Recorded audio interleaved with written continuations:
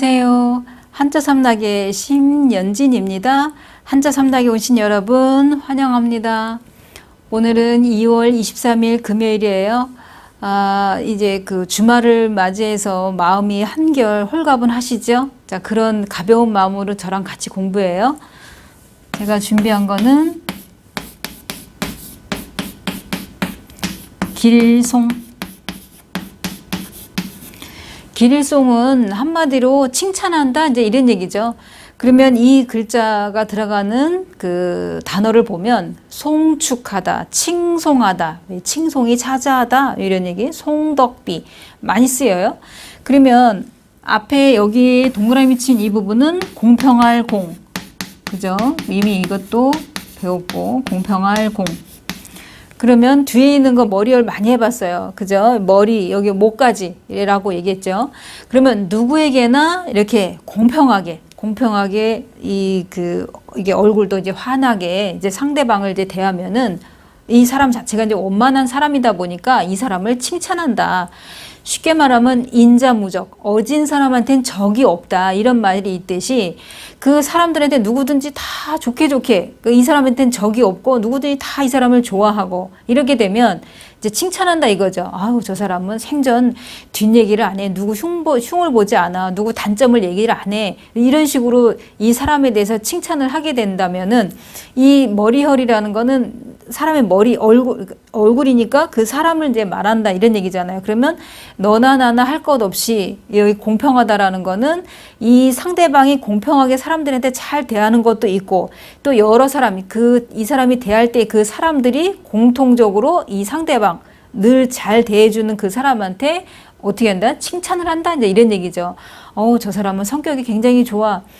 생전 남에게 뒷얘기도 안 하고, 성격이 굉장히 원만하고 좋아. 이런 대상자를 말할 때 그 듣는 사람, 이 상대방이 이 사람한테 칭찬을 한다, 이제 이런 얘기예요.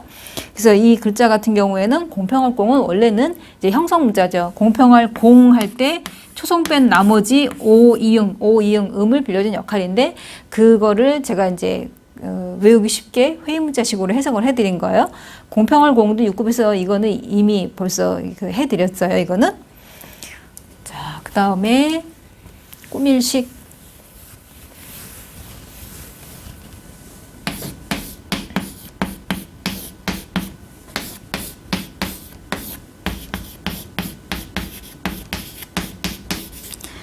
꾸밀식이라는 거는 뭐 장식하다, 데코레이션 뭐 이런 거, 아니면 가식적이다, 또 수식어, 허례허식 이런 뜻으로 이제 많이 쓰이고, 또 분식회계 뭐 많이 쓰이죠, 이런 거는.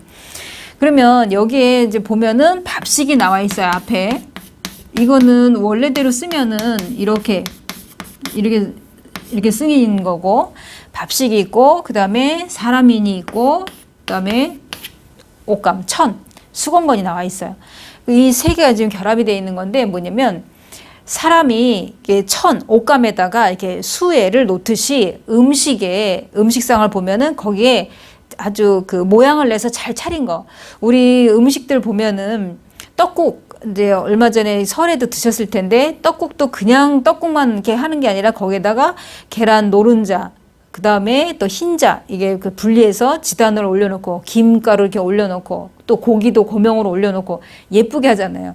또 신설로도 굉장히 아주 예쁘게 꾸며놓고, 구절판이니 우리나라 음식을 보면은 굉장히 모양도, 왜 보기 좋은 떡도 맛도 좋다고 아주 예쁘게 꾸미잖아요. 그죠? 그렇게 음식에 상차림을 보면 아주 예쁘게 이게 차려놓은 거, 이거를 말할 때 꾸밀식 이렇게 나오는데, 우리가 왜 음식에 분식을 먹는다 할 때는 이제 밥식자를 쓰지만은 분식회계, 그러니까는 그 분자는 똑같아요. 가로 분자 이렇게 써서, 이렇게 우리 여기 그 분식 그러면은 여기서 말하는 분식은 분식회계 이럴 때는 이 꾸밀식자가 나오면은 장부를 막 이중으로 이렇게 만들어 갖고 솔직하게 이렇게 쓴 게 아니라, 하나는 정직하게 쓴 거고 하나는 이제 거짓으로 쓰고 막 이런 장부, 이중 장부하면 분식회계한다 뭐 이런 표현 하잖아요. 그죠?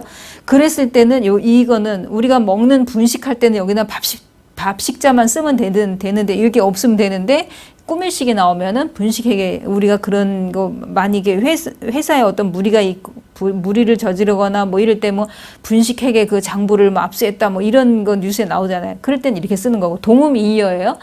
그러니까 음은 같은데 전혀 뜻이 다르잖아요. 그죠? 이런 한자어에서는 이런 동음이의어의 구별을 잘 할 줄 알면 반은 성공한 거나 다름이 없는 거예요. 한자 공부에서는. 자, 그래서 여기에 다시 말씀드리면은 사람이 옷감에다가 수혜를 놓듯이 음식에도 예쁘게 꾸미는 거를 이제 말한다 이런 얘기예요. 그래서 모양새가 왠지 그렇게 잘 이게 정갈하게 해놓으면은 대접받는 느낌이 들잖아요. 어디 초대돼서 갔는데 뭐 대충 물론 친구지간에 대충 뭐 이렇게 해먹어 야 그냥 불편한데 그냥 앉아서 우리 라면이나 먹자 뭐 이런 관계도 있지만 어디 초대됐는데 아주 정갈하게 음식을 차려놓으면은 왠지 대접받는 그런 느낌이 들잖아요. 그죠? 자, 꾸밀식 여기서 또 끝내고 그 다음에 이거는 액. 자, 여기서 앞에 액이라는 거는 사나운 운수예요. 이제 이 한자어가 이렇게 썩 우리의 기분을 좋게 하는 건 아닌데 내일이 이제 정월대보름이에요. 그래서 정월대보름 하면은 왜 달집 태우기 이런 거 하잖아요. 그 달집을 태울 때 어떤 좋지 않은 애군이라든지 또 뭐 사나운 운수 이런 것들이 다 이제 나라가 없어져라. 왜 우리가 동지 때 팥죽을 끓이면은 대문 이런 데다가 이렇게 뿌리는 게 악귀 이제 물러가라 이런 거 있듯이 그냥 옛날부터 전통으로 이제 내려오는 거예요. 그죠? 그래서 여기 보면 액이라는 거는 이거는 아주 사나운 운수를 이제 말하는데 그렇다면 이 글자의 이제 자원 설명을 보면 뭐냐면 이렇게 생긴 거는 이거는 바위, 낭떠러지 바위라고 얘기했어요. 그러니까 바위에 턱같이 이게 턱 걸리는 턱같이 나무 마디 이게 나무가 이렇게 있으면 이게 마디 이게 턱처럼 이게 마디가 있는데 이 뒤 속에 있는 건 이거는 병부절 그냥 단순히 병부절로 보시면 안 되고 마디절 이렇게 마디절로 보셔갖고 뭐냐면은 우리 속담에 옹이의 마디라 이런 말이 있어요. 그게 뭐냐면 어려운 일이 공교롭게 막 계속됨을 비유적으로 말하는 건데 여기에서도 지금 이건 뭐 액이라는 거 사나운 운수라는 건 뭐냐면 그러니까 바위턱 같이 이게 나무 마디에 또 거기에 생긴 옹이를 이제 뜻하게 된 자다 이런 얘기예요. 이 액이라는 게 그러니까 옹이의 마디라 해서 재앙을 뜻한다 이런 얘기예요. 이 글자는 재앙 우리가 보통 재앙재도 있고 또 우리가 재앙앙 이렇게 나오듯이 액이라는 말도 한마디로 사나운 운수 이거는 재앙이다 이제 이런 얘기인데 그래서 이거 제가 준비한 이유는 내일이 이제 보름이다 정월 대보름이다 보니까 지금 이 서울에 빽빽한 이런 사람들이 많이 사는 도시에서는 하기 힘들지만 그래도 달집 태우기 이런 것도 하고 그 다음에 제 어렸을 때 기억에도 이 정월 대보름하고 그 다음에 추석 때 추석에도 이렇게 달이 만월이잖아요. 그죠?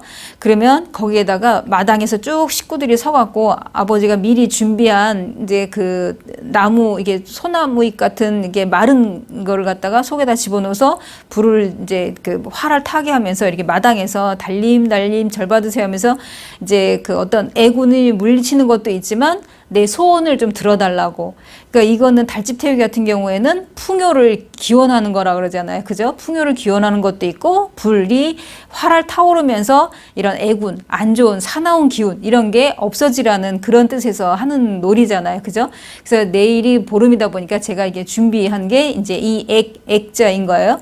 그러니까 여러 이게 시청자분들께서도 올 한 해 어떤 애군 같은 경우에는 이제 이 정월 대보름을 기점으로 쫙 다 없어지고 이 남은 이 달, 그러니까 12월 달까지는 아주 좋은 일만 애군이 아니라 행운이 이제 항상 깃드시기를 바라는 그런 생각에서 이게 준비한 글자거든요. 그러니까 항상 건강하시고 늘 이렇게 뭐 하시는 뭐 사업을 하시든 아니면 직장에 다니시든 뭘 하시든 간에 항상 잘 승승장구하시고 잘 풀리셔서 술술술술 잘 풀리셔서 올 한 해도 복된 그런 나날이 되시길 간절히 진심으로 소망합니다. 지금까지 한자삼락의 심연진이었습니다. 내일 또 다른 걸로 고사성어로 찾아뵙겠습니다. 지금까지 한자삼락의 심연진이었습니다. 안녕히 계세요.